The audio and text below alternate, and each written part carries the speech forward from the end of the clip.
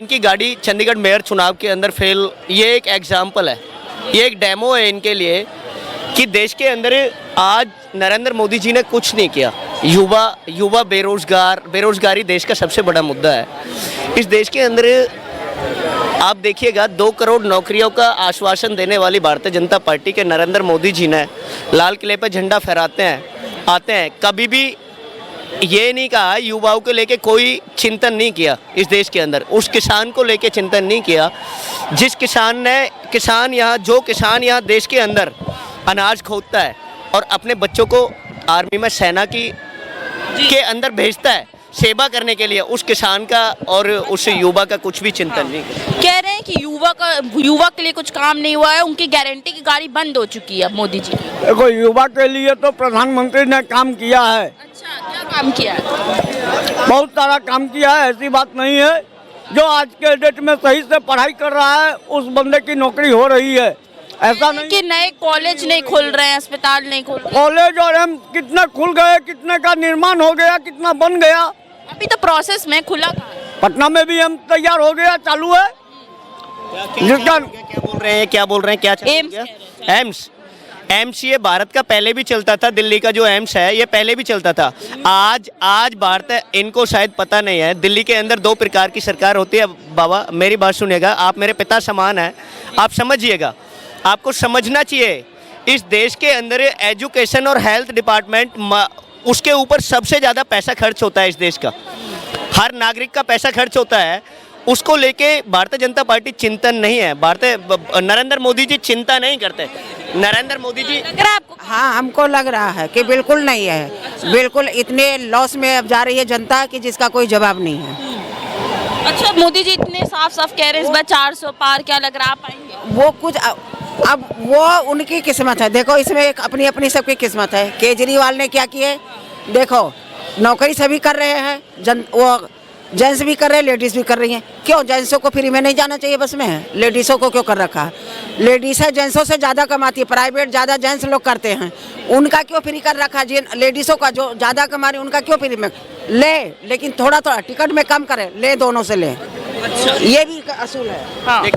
देखिए भारतीय जनता पार्टी की सेंटर में सरकार है और AIIMS, RML, Safdarjung, Ram Manohar Lohia Safdarjung hospital, all India institute of medical sciences, AIIMS जो भारत का सर्वोपरि हॉस्पिटल है, जब सारे हॉस्पिटल हार जाते हैं तो एम्स के लिए रेफर करता है मैनेजमेंट, हॉस्पिटल मैनेजमेंट एम्स के लिए रेफर करता है। उस भारत के एम्स के अंदर अगर फार्मेसी के अंदर आपको मेडिसिन नहीं मिलता, ये बहुत बड़ी पीड़ा वाली बात है, बहुत बड़ी दुख वाली बात है इस सरकार के लिए। सरकार को समझना चाहिए, सेंट्रल गवर्नमेंट के हॉस्पिटल, मोदी जी सत्ता में है, मोदी जी को लोगों ने वोट दिया ये आशा करके कि देश के अंदर कुछ बदलाव होगा, देश के अंदर कुछ बदलाव होगा। आज एजुकेशन डिपार्टमेंट फेल हो गया। मोदी जी मुझे लगता है शायद युवाओं के भविष्य को लेकर चिंतित ही नहीं है। यूपी के अंदर पेपर लीक हो जाता है, डबल इंजन की सरकार है, भारतीय जनता पार्टी के योगी आदित्यनाथ जी की सरकार है और उनको सुपर सीएम का खिताब मिला पड़ा है। 60,244 पोस्टों का पेपर लीक हो जाए कांस्टेबल का, कितनी बड़ी शर्मनाक बात है। आज भारतीय जनता पार्टी के चीफ मिनिस्टर योगी आदित्यनाथ जी एक स्टेटमेंट देते हैं कि 6 महीने बाद हम पेपर कराएंगे। ये उनका चुनावी जुमला है। जैसे चुनावी जुमला मैं नहीं कह रहा, ये जनता समझ चुकी है चुनावी जुमला है। क्यों? क्योंकि इनकी जो प्रीवियस जो स्टेटमेंट आई है, भूतपूर्व जो इनके बयान आए हैं, इनके अमित शाह जी कहते हैं कि ये हमारा 15 लाख जुमला था, 2 करोड़ नौकरियां जुमला था, देश के अंदर इतने वायदे ये जुमले थे।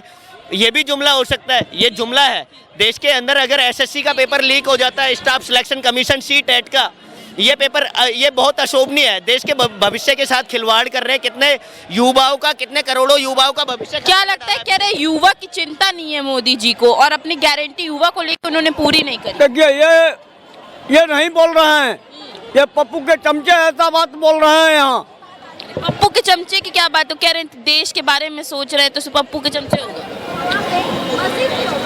ये बोल रहे हैं कहाँ से, इसको आप पकड़िए कहाँ से? और ऐसा नहीं है कि सरकार इस पर नहीं चिंतित है, सरकार इस चीज के लिए नहीं काम कर रही है। जो आज नवयुवक है वो आज एग्जाम सही से अगर पढ़ाई कर रहा है, एग्जाम दे रहा है, तो वो निश्चित है कि नौकरी में जा रहा है। पेपर लीक हो जा रहा है, लीक हो जा रहा है, ये तो आम बात है। इनको शायद पता नहीं है मैंने क्या बोला। मैंने ये बोला 60,244 पोस्टों के लिए आवेदन करने वाले 50 लाख के एबव अभ्यर्थियों की किस्मत को अंधकार में डालने वाले, उनके भविष्य को अंधकार में डालने वाली वो डबल इंजन की सरकार फेल हो गई। ये बोल रहा हूँ। सेंटर के अंदर भारतीय जनता पार्टी की सरकार है, नरेंद्र मोदी जी की सरकार है। एसएससी का पेपर लीक हो जाता है, ये बहुत अशोभनीय है।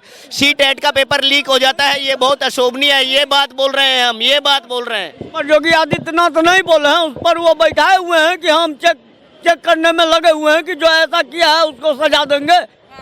देश के अंदर सेंटर में मोदी जी प्रधानमंत्री हैं, उत्तर प्रदेश के अंदर स्टेट के अंदर योगी आदित्यनाथ जी सीएम है, चीफ मिनिस्टर हैं, वहाँ डबल इंजन की सरकार है।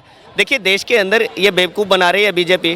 देश का हर युवा समझ चुका है, हर नागरिक समझ चुका है कि देश के अंदर और वो बदलाव होना चाहिए जो इस देश का युवा चाहता है, किसान चाहता है।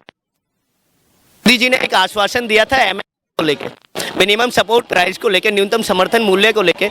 आज वो भारतीय जनता पार्टी उसके ऊपर पॉलिटिक्स कर रही है। पॉलिटिक्स नहीं करनी चाहिए। जब आपने जो कहा, हमारे प्रधानमंत्री नरेंद्र मोदी जी, उन्होंने जब कहा तो उनको करना चाहिए ग्राउंड पर। आज मोदी जी नहीं कर रहे तो डर्टी पॉलिटिक्स कर रहे हैं। आप देखिए किसानों को बदनाम करने के लिए इन्होंने दीप सिद्धू को लाल किले में घुसा दिया। इन्होंने लाल किले के अंदर घुसा दिया दीप सिद्धू को। वो भारतीय जनता पार्टी का एजेंट था। इस चीज़ के सबूत कहाँ से मिले, वो भारतीय जनता पार्टी का कैसे एजेंट था, इस सबूत मैं बताता हूँ क्या सबूत था। उसको जब 7:15 बजे के एबव जब फेसबुक लाइव वो चलाता है और किसानों का प्रोटेस्ट वहाँ से 8:30 बजे चालू होता है, तो किसान होता तो वो उनके साथ आता, किसान होता तो वो किसान के काफिले के साथ आता ना, किसान के मैनेजमेंट के साथ आता। वो पहले से क्यों मौजूद था?